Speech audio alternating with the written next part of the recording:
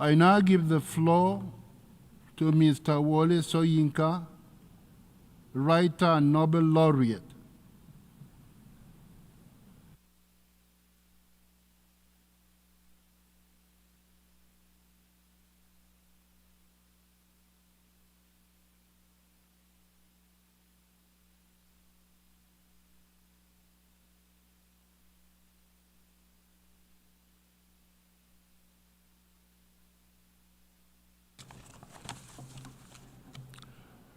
Good morning, Mr. President, honorable members of this Assembly. Time is short, thought much longer, the walk even longer. So very quickly, I should begin by thanking my companions for showing me the monument to slavery, which indicates that we've all been preoccupied with this unpalatable, unsavory phenomenon that has engulfed the world for more than 4 centuries. I wish to begin by stating that, realizing how short the time will be, I've taken the trouble to prepare very hurriedly the full version of what I'd like to say today. In fact, there are about 4 different versions. This one, which is entitled Sand Dune and Ocean Bed, the Quest for Reparatory Justice for a Global Atrocity, which is then summed up to some extent in the long version of this speech, of which only a small portion will be read to you. I wish to stress, however, 3 points in this tract. 1, everybody, I hope, is agreed that it is not yet over, by no means over. Slave markets thrive all over the African continent. I have here with me coming the special advisor to the president of my nation on diaspora matters, and the number of trips she's made to retrieve extant slaves from the African markets. I wish she had the opportunity to communicate those statistics to you.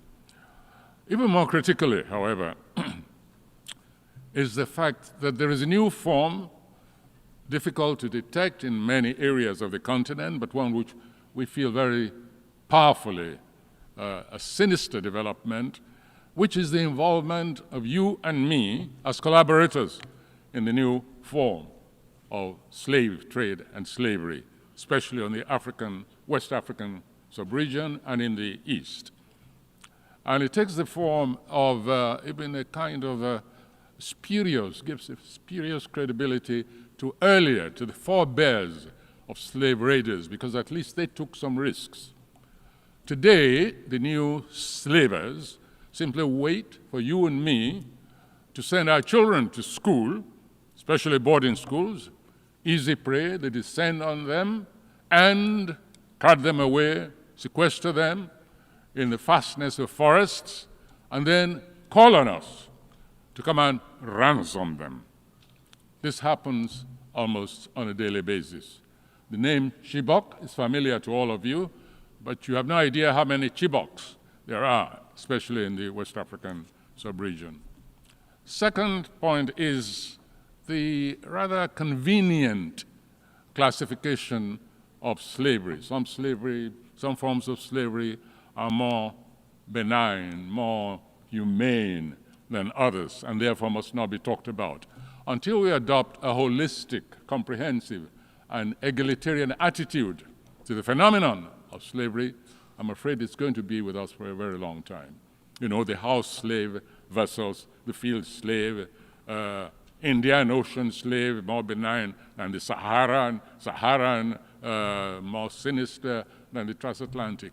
No, let us all agree that the phenomenon of slavery is contrary to humanity, and it has an egalitarian base, for the simple reason that the core of slavery is the robbery of human beings, races, communities, nations, of their right of volition. when they're owned by someone else, then there's a condition of slavery. Any human being owned by another is a slave, is enslaved. Very quickly, let me refer to a film, a recent, well, not so recent film, Django Unchained. I think that definition of slavery is captured by that moment when the actor DiCaprio takes one of his property by chain, squeezes her really cruelly and says, "This is my property. I can do with her what I like." Another episode was when this same character is prepared to forego, to lose some of his capital in the form of a fugitive slave by setting his bloodhounds to tear that slave to pieces, to indicate that, dead or alive, this thing, this object, even though it's walking on two legs, belongs to me. I can do what I like. And those forms of slavery still exist in many forms. We can only imagine what kind of existence the enslaved of Chibok, of Dapchi, have been undergoing since 300 pupils were removed from their school in Nigeria. This is a blot on universal conscience, and events like that demand a constant alertness, an acceptance of a phenomenon for which the entire globe should be ashamed, since it's gone on for over half a millennium, especially in a quantitative, commercial manner. And so we come to the point of what can we demand of this assembly to tackle these varieties of, these variations on the theme of slavery, which I keep insisting is unified. Well, earlier I admitted my seeing the phenomenon, the monument created outside these premises to the memory of slavery as a reminder of the responsibilities of the global community. And so I'll just take it from there and say we need a monument or two like that, accessible virtually to the rest of the world. Hardly any part has not indulged in the slavery business. We need a different kind, not so static, dynamic culminating, however, in the symbolic form. Oh yes, there's a point which I forgot. I should mention that. It is impossible to quantify the appropriate reparation for such a global atrocity. We can only tackle it symbolically, gesturally, but propulsively also, so that it gives further meaning to the ambition of humanity to recover itself. So let's give up any idea of material reparations. Let's deal with it symbolically. And one of these ways, one of these symbolic activities we can engage in is to dynamize what already exists as static monuments to this global embarrassment. We call it the Heritage Voyage of Return. In visual terms, the concept is not too distant in orientation from those 19th and 20th century expositions, Berlin, London, Manchester, etc., in the West and other parts of the world. Expositions crammed full with the spoils of rape and pillage of others. This time, however, what is being proposed is a lived-in exposition as a moving remembrance monument, a transitional warehouse of a continent's past, present, and future, a vibrant statement on a continent's interrupted history. That's Africa, for the avoidance of doubt. Within this monument, a special honor gallery will house artifacts looted from African continent, but since returned under the spirit and ethos of restitution. Seminars, readings, Africa-themed films, documentaries, installations, clinics, and lifestyle parades, music from the African continent and diaspora, a unique library and manuscript collection, archaeological retrievals, an exhumed slave vessel. Pictures are there on the monument, for instance.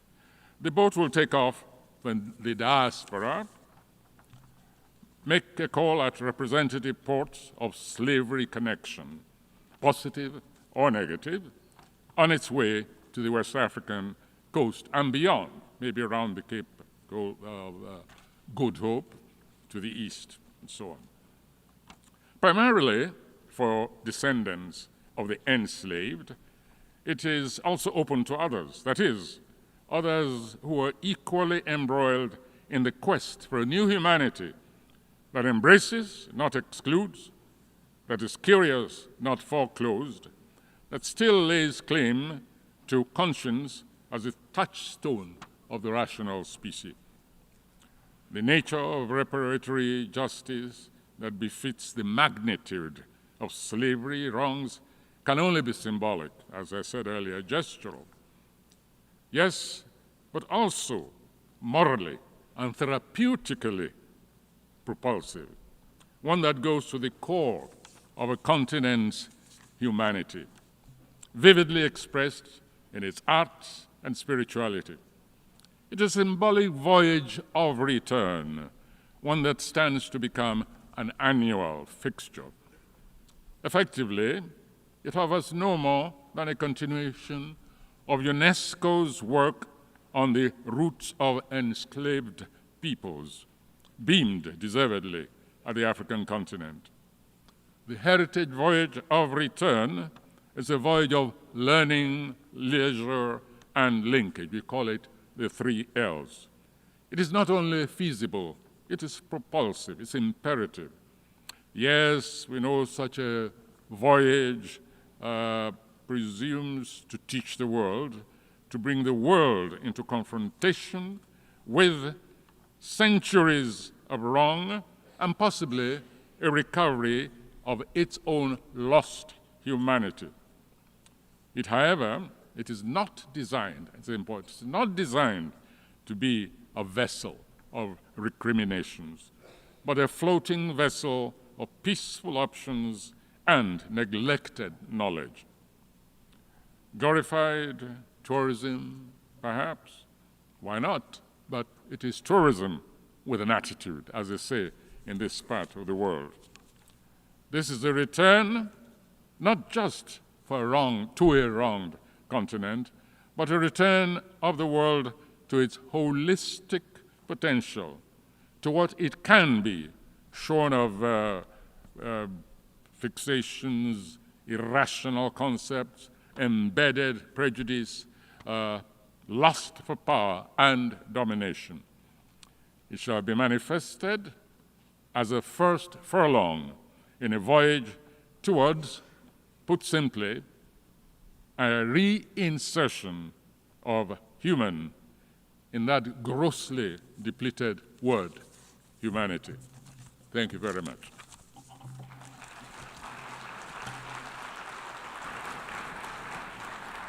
I thank Mr. Soyinka.